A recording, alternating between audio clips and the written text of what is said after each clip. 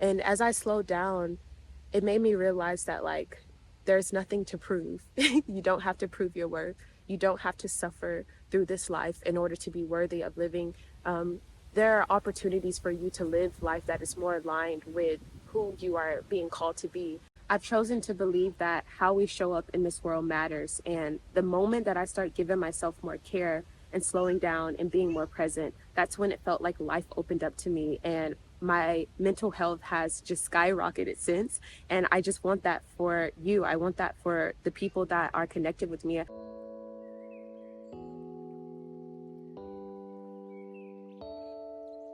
I was having a conversation with my big sister the other day, and we were just honestly talking about this phase in our life, this phase of just knowing that something else is next, like knowing that there is something bigger, something more meaningful for us next.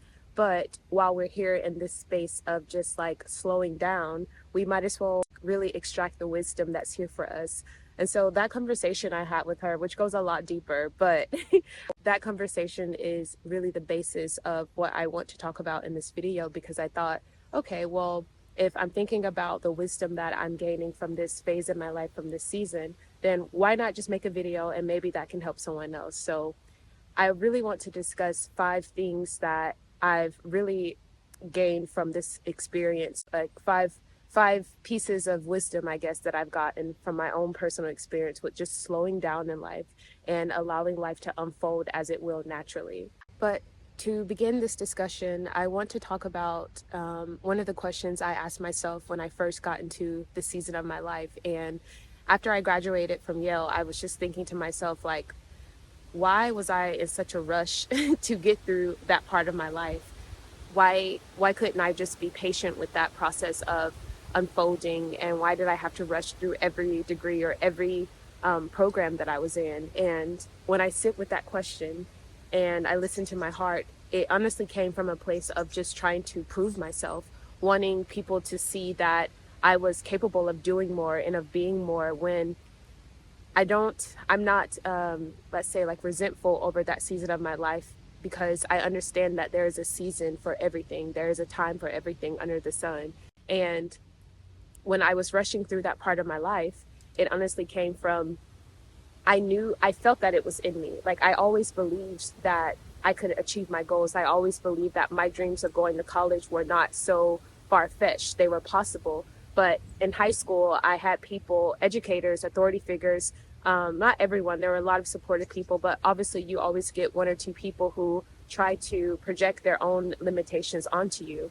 So I did have educators telling me that it was impossible for me to go to school. And because I was classified as first gen low income, and I talk about a lot of this in the first book that I wrote, but my journey from like where I started in public housing to where I ended up at an Ivy League school was, there's so much that went into that, but the basis of it was because I always felt that that was possible for me. But when I first started my journey, there were some people who didn't believe that for me. So I really, when I was rushing through school and I was rushing through that part of my life, I was really coming from a place of survival, a place of fear, of thinking to myself, like, if I don't do this, then there's no other option for me. Like, it honestly came from a place of lack of, like I said, trying to prove myself. And when when I graduated, I really sat with this awareness, and I thought to myself, if God allowed me to create all of that out of fear, out of survival, then I can only imagine what it feels like to create out of love, out of just creating for the simple fact of, this life is possible for me, and I'm going to live in a way to where it can unfold and be expressed through me in a way that is aligned with my own health and my own well-being. So I do have some notes about the 5 important lessons I learned from this season of my life of just slow living, of slowing down, and I want to make sure that I touch on these points in a little bit of detail. So I will be looking down. Hopefully that's okay. So the first thing that I've gained from this phase in my life is that there's so much clarity to be found in slowing down. And before, as I mentioned previously, I was always rushing through my life. I was always trying to achieve the next thing, get to the next goal. And I didn't realize how much I was just creating from a place of not having, from a place of lack. during this season of my life, I honestly haven't felt more clear on what it is that I want to do, what it is that I want to create next, and honestly, who I want to become in this next season of my life, and who I want to become right now in this very moment. And a part of that has been deciding to allow myself to be vulnerable and to be more open with the experience of learning. I used to have this idea that I had to be perfect, or I wasn't worthy enough to have a voice or to share my experience. And when I look back, I have so much compassion and so much empathy for that version of myself, because she honestly was just doing the best that she could. Even when I was going through grad school and I was working my butt off and making so many sacrifices just to achieve my goals, I never let anyone know when I was struggling or when I was suffering or that I didn't fully understand what I was doing or where I was going. And I realized that I don't have to live that way. Like, I can choose each day to show up in my most authentic expression of who I am, and that's okay. And I really appreciate this space for giving me that clarity to be able to sit in my own energy and my own awareness of becoming, and it feels so good and so freeing. So that is definitely a part of the first lesson that this season of my life has taught me. Another thing that I've learned from this phase of my life is just being able to let go. And this one was very hard for me because I always felt like I needed to control every outcome of my life. And I understand that this is common for a lot of people because, especially in the Western society, we are socialized to believe that life is about absolutes. But there are no absolutes in this life. Life is all about probability. And I didn't realize how much of my life was clinging on to this idea that if this doesn't turn out this way, then like it's not worth it. But it is worth it. And it's always worth it because the only thing that we can control is our input. The only thing that we can control is the energy and the intention that we take with each action. And everything that I've wanted to do, and the things that worked out, like, they actually turned out better than I expected because the energy and the intention that I put into each action came from a place of, I know that this is possible for me. So the concept of letting go is not about non-doing. It's not about allowing yourself to just, float and drift through life. It's about, for me at least, it's about putting in the action, but just letting go of the way that it unfolds and detaching yourself from the outcome of the situation. I can remember when I moved to DC and I first started dancing tango. And I've danced most of my life. I was like dancing as a praise dancer in the church, and then I did ballet throughout college. And so dance has always just been a part of who I was. And when I got to DC, when back in 2018, I started dancing Argentine tango. And this was by far one of the hardest dances I've ever tried in my life because I had to let go. And in order for the dance to dance properly, so in Argentine tango, you have a leader and you have a follower. The leader is typically a man, but it can also be a woman.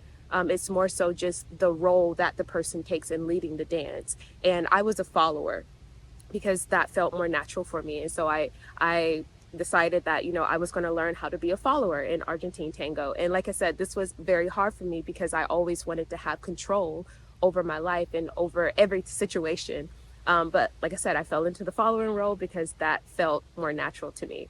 And I would say like the first 2 or 3 months of dancing Argentine tango, I was stumbling, I was looking down, I was stepping on my partner's toes because, like I said, I didn't fully understand the concept of what it meant to be a follower, what it meant to really let go of trying to lead the dance. And once it was just like one day something clicked for me. I think it was one of my partners who said, I have this. Like, they literally was just like, Crystal, like, stop trying to lead the dance. I got this.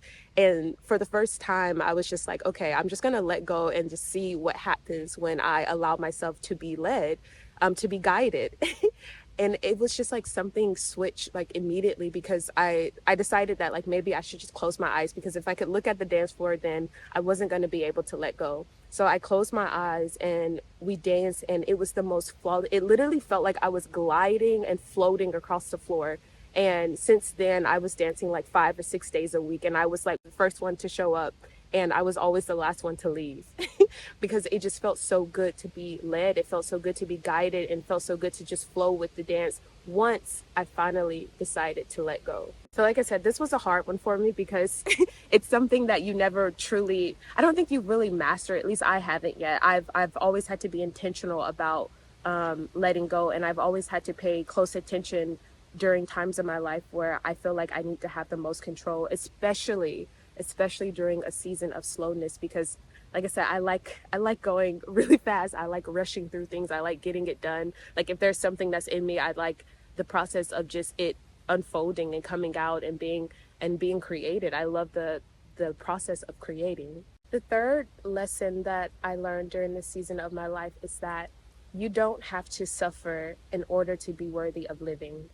And this this was so, like, this hit me like a ton of bricks, because you you learn how to operate in this world. A lot of us learn how to operate by what we saw growing up. So a lot of the behavior that we have, and this is why I love studying behavioral science, because it really helped me understand my life in greater detail and greater clarity.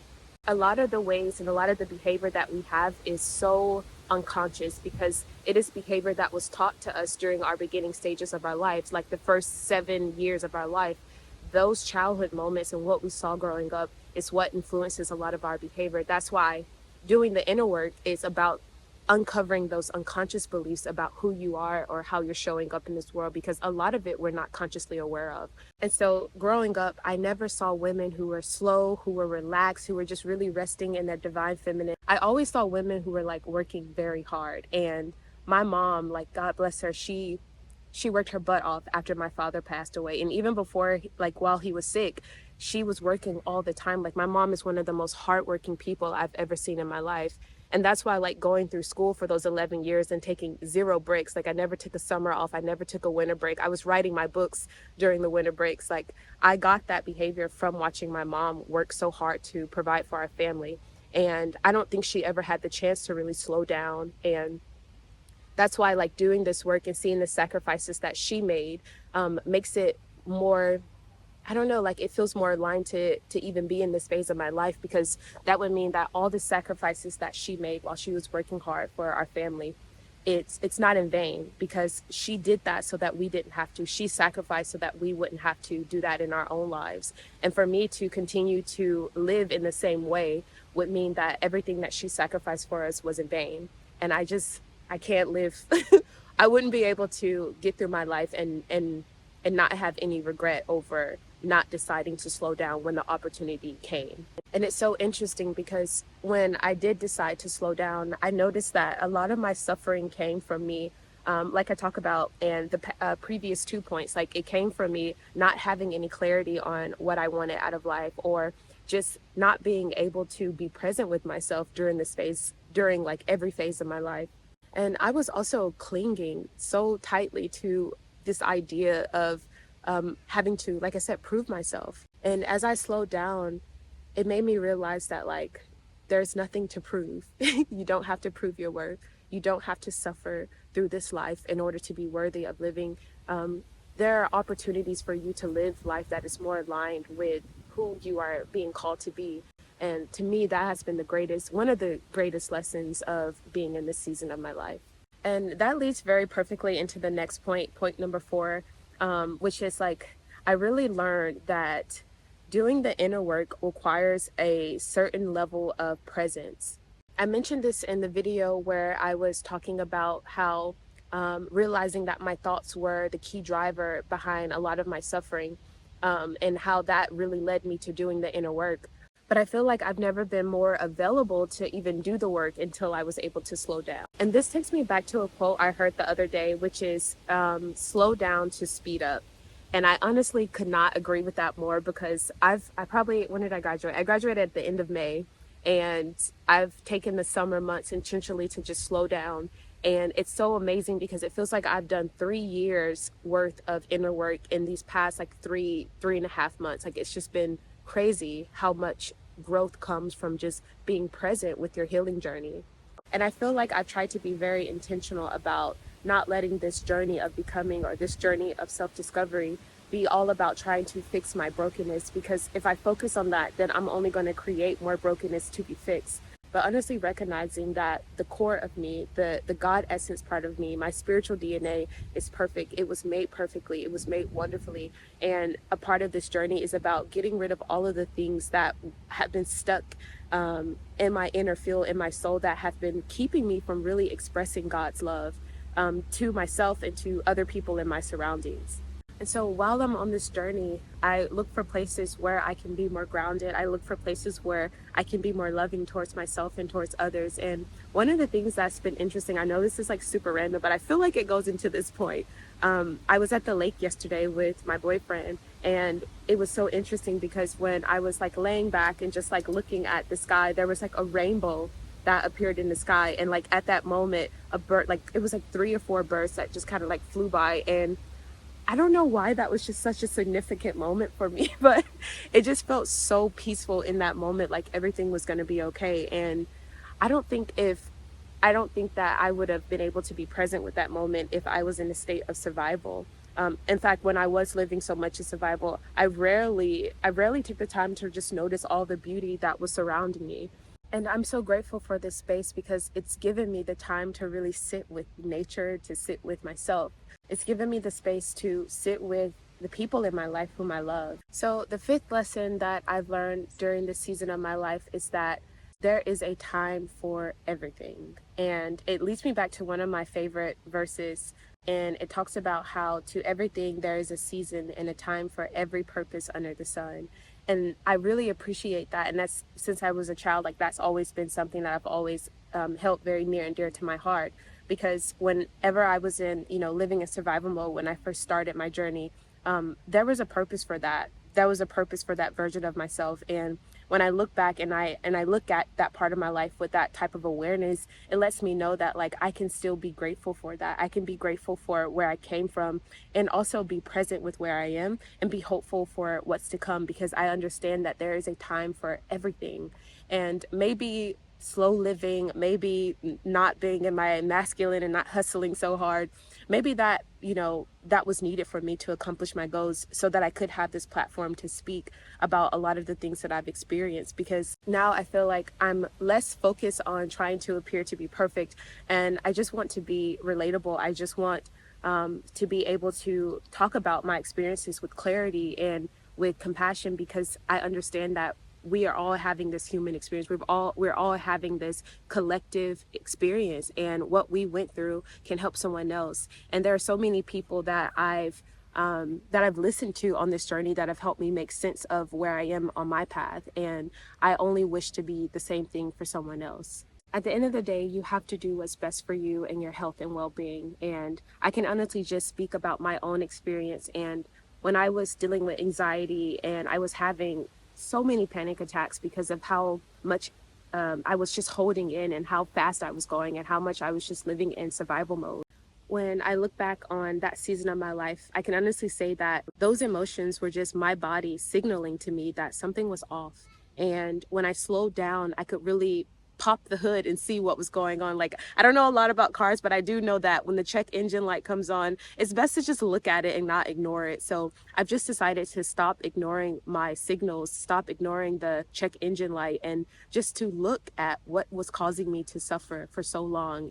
And that has been the most profound shift I've had in this journey of self-discovery. It's just understanding that slowing down is a chance for me to be present and to give myself more love.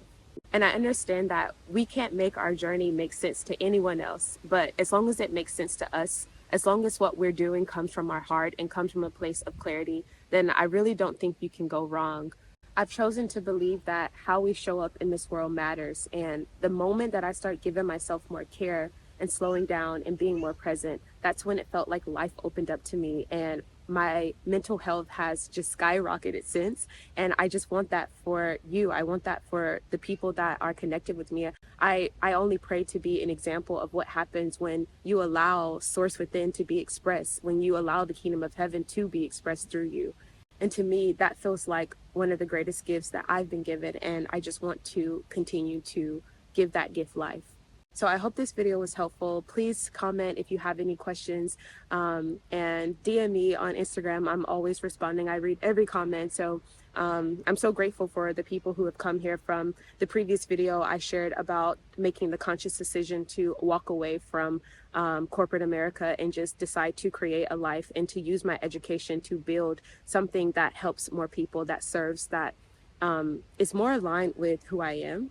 And I will say, since making that decision, everything in my life has improved. So I'm just grateful for that. And I'm grateful to be able to document this journey and to be able to just slow down a bit as I build my business, as I build myself, most importantly. And it's just, I don't know how to describe it, but there's so much wisdom. I feel like each of these points could be a separate video in and of itself, but I just wanted to, yeah, just really distill where I am and talk a little bit more about where I am in this journey of just becoming. And it feels so good to be here. It feels so aligned to finally say that who I am is enough, and the same is true for you too. So I will see you in the next video. Thanks so much for your time and attention.